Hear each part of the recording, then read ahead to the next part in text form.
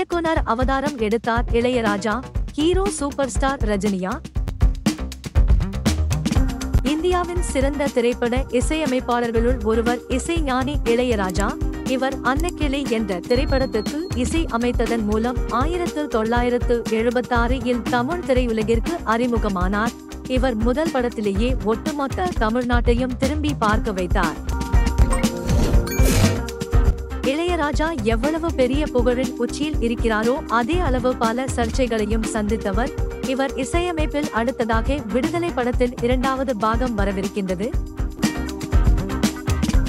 இந்நிலையில் இளையராஜா இயக்குனர் கௌதம் மேனனுடன் செய்த உரையாடல் வீடியோ ஒன்று தற்போது சமூக வலைதளங்களில் ட்ரெண்டாகியுள்ளது.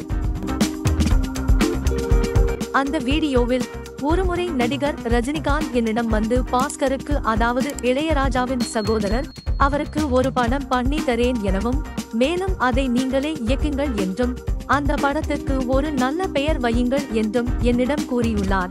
அதை கேட்ட நான் ராஜாதி ராஜா என்ற பெயர் சொன்னேன். உடனே ரஜினிகாந்த் ஏன் ராஜாதி ராஜா என்று கேட்டார். அதற்கு நான், ராஜா என்னைவிட பெரிய ஆள் நீங்கள், அதனால் நீங்கள் ராஜாதி ராஜா என்று கூறினேன். அதை கேட்டு ரஜினி மிகவும் மகிழ்ச்சியடைந்தார். ராமனாகிய நீங்கள் இந்த படத்தை இயக்க, ராவணனாகிய நான் நடிக்க, பார்க்க சூப்பரா இருக்கும் என்று ரஜினி சொன்னார். உடனே நான் செட்டில் டைரக்ட் செய்யும் போதுதான் யார் ராவணன் என்றும் யார் ராமன் என்று தெரியும் என்று சொன்னேன். ஆனால் சில காரணங்களால் அந்த படத்தை இயக்க கடைசி வரை என்னால் முடியவில்லை என்றும் இளையராஜா கூறினார். தொடர்ந்து சினிமா செய்திகள் பார்க்க நமது சேனலை சப்ஸ்கிரைப் பண்ணுங்க. நன்றி.